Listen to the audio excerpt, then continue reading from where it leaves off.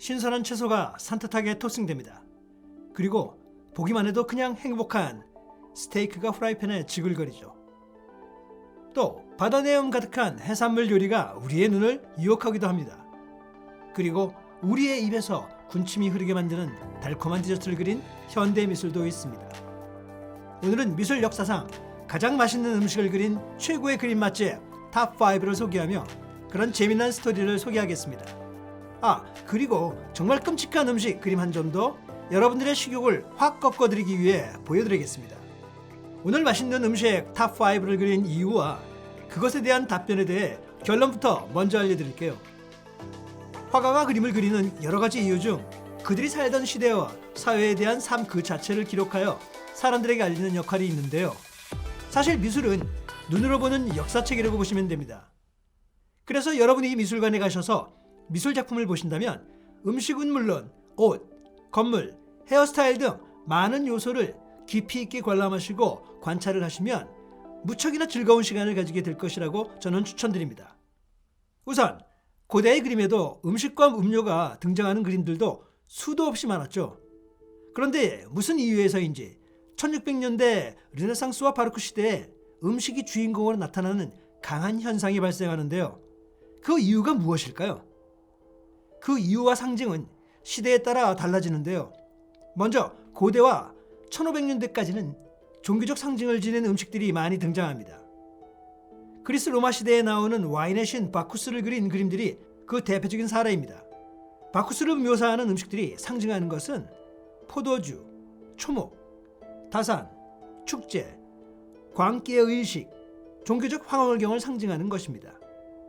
그런데 르네상스와 바로크 시대에 오면서 그 상징은 다소 큰 변화를 갖게 되는데요. 바로 그 음식의 주체가 신에서 인간으로 변하는 것입니다. 시대의 사회적 부와 권력의 지위를 나타내는 것으로 여겨집니다. 하지만 근현대에 들어오며 음식이 나오는 그림들은 그 민족과 국가 그리고 시대, 그 사회의 유행이고 보편적인 문화를 나타내는 그런 현상으로 또다시 변하게 된 것입니다. 바로 대표적인 작품들이 팝아트에 등장을 하게 된 것입니다.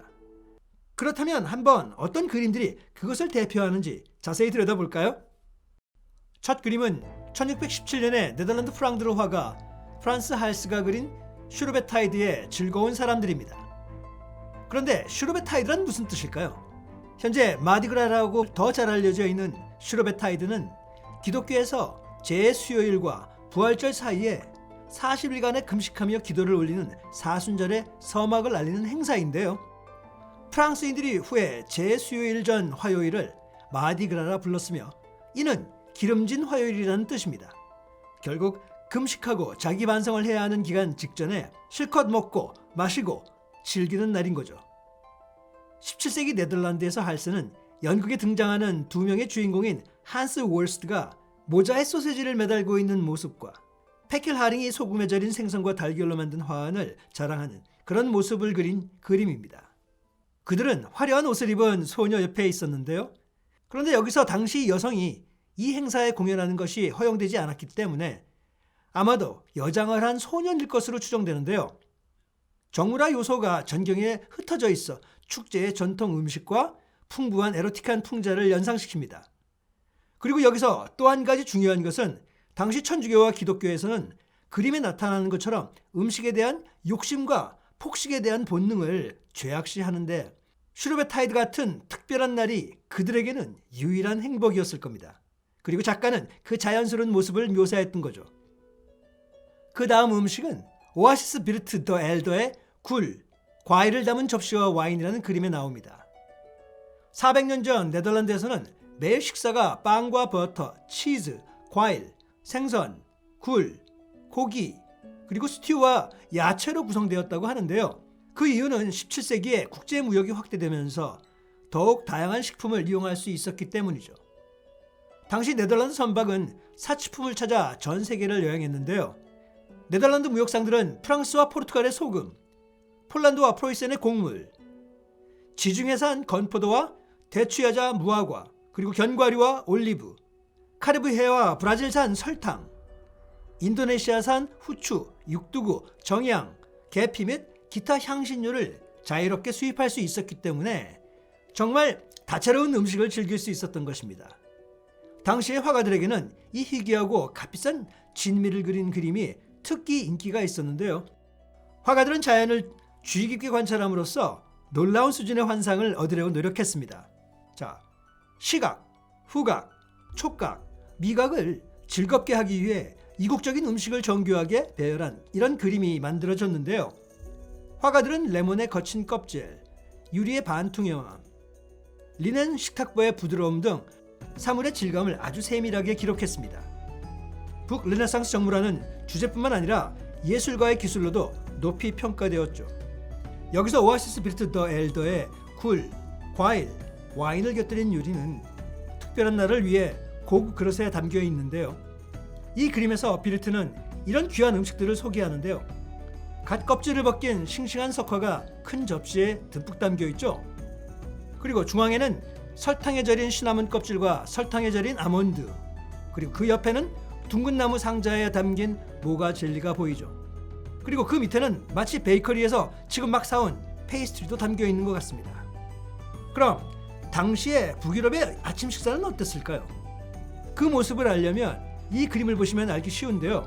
17세기 초 네덜란드의 대표적인 여성 화가인 클라라 피터스는 네덜란드 정물 장르에 아침 식사 작품을 도입한 것으로 유명했습니다. 이 그림에서 피터스는 종종 빵, 버터, 치즈와 같은 간단한 조찬 식재료를 그려 네덜란드 음식의 정체성을 상징하는 음식 유형으로 제시했습니다. 이번 그림도 역시 17세기의 플랑드르 네덜란드의 귀족들의 일상을 그린 그림인데요. 얀 다비드 데 힘의 햄, 랍스터와 과일이 있는 정물입니다. 얀 다비드 데 힘은 귀족 연애에 대한 멋진 작품들을 그렸는데요. 이 그림이 그의 명작 중 하나입니다. 그림의 음식과 그릇들은 보기에도 사치스럽고 당시 평민의 삶과는 달리 말할 것도 없이 과다한 느낌이 듭니다. 이런 그림은 황제나 술탄이 잔치를 벌일 것 같은 그런 종류의 식사인데요. 데힘은 아주 호화로운 연애에 대한 표현 기법을 마스터하고 있었습니다. 조금 더 근대로 돌아오겠습니다. 이번에는 메인 디쉬 후 디저트 차례인데요. 클로드 모네의 생동감 넘치고 군침이 도는 이 그림은 맛있는 디저트 스프레드의 본질들을 포착하고 있습니다. 과일 타르트라는 제목의 유화는 모네의 인상주의 스타일에 대한 숙달을 보여줍니다. 이 구성은 고리버들 바구니와 유리병으로 장식된 테이블 위에 다양한 다채로운 과일 타르트를 특징으로 하죠. 여기서 모네는 각 페이스트리에 벗겨지는 껍질과 감미로운 속을 강조하면서 세부 사항에 세심한 주의를 기울입니다. 빛과 그림자의 유희는 화면의 깊이를 더해 모네 작품의 특징인 사실감을 만들어냅니다. 관람객은 이러한 유혹적인 간식을 바라볼 때 단맛을 맛볼 수 있을지도 모릅니다. 전통적인 갈레트부터 클래식한 타르트 타틴까지 모든 유형의 타르트가 이 정물화에 표현되어 있습니다. 사과와 배가 중심을 차지하며 육즙이 풍부한 과육이 황금색 페이스트리와 아름다운 대조를 이루죠. 모네의 대담한 분놀림과 생생한 색상의 사용은 그림의 각 요소에 생기를 불어넣습니다.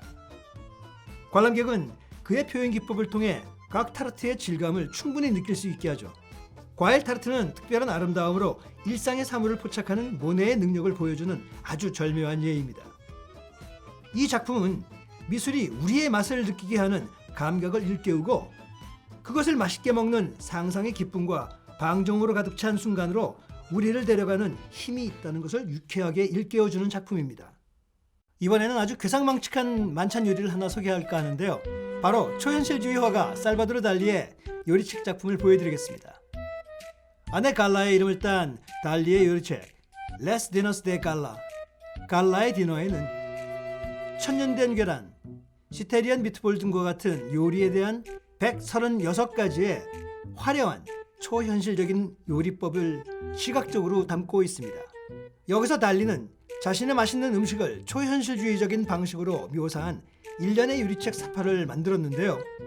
예를 들어 달리의 가zet한 묘사는 맛있고 푸짐해 보이지만 자세히 살펴보면 잔다르크의 상체가 드러날 때까지 음식 위에 피를 뿜어내는 팔이 보입니다. 충격적이고 끔찍한 장면이죠. 그렇다면 달리는 왜 이런 괴상한 음식 그림을 그렸을까요? 그 이유는 사실 달리에게 음식은 단순한 영양 공급원이 아니었습니다. 작가에게 음식은 미묘하고 종종 간과되는 사회적 정치적 의미로 가득 차 있었습니다. 달리는 음식을 상중주의의 근원이자 성, 쾌락, 고통, 정치에 대한 은유로 사용한 것입니다. 참고로 달리는 아내 갈라와 함께 이 초현실적인 괴상한 요리들을 매주 만들어 헐리우드 스타들을 초대하여 즐겼는데요. 실제로 개구리 요리에는 개구리가 살아서 뛰어다니는 우스꽝스러운 장면도 연출하곤 했죠. 자, 시간이 흐르며 이제 1960년대의 음식을 한번 보겠습니다.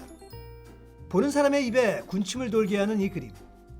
케이크, 파이, 페이스트리가 정말 달콤하게 느껴집니다. 그리고 이런 평범한 주제를 멋진 작품으로 매련시킨 화가가 있는데요. 바로 미국 팝 아티스트 웨인 시버드입니다. 그는 1920년 미국 애리조나주에서 태어난 초기 팝 아티스트인데요.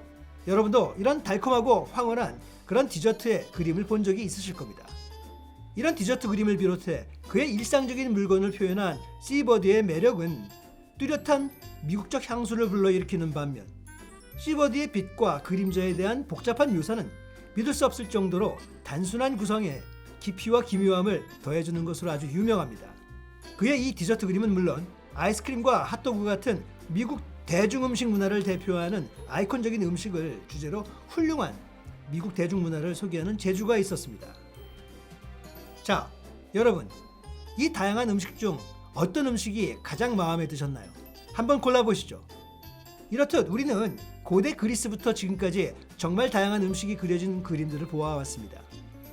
이것은 단순히 맛있어 보이는 음식이 좋아서 그린 것만이 아니라 그 시대의 상황과 유행을 생생하게 기록하고 종교적으로나 정치적인 상징성을 내포하고 있다는데 다시 한번 놀라움을 느끼고 관람을 해보신다면 여러분이 보시는 그림의 음식에 담긴 아주 흥미로운 이야기를 실감하시며 그림을 이해하시리라 믿습니다. 오늘 내용이 마음에 드셨다면 구독과 좋아요 꼭 부탁드립니다. 그럼 다음 시간까지 안녕!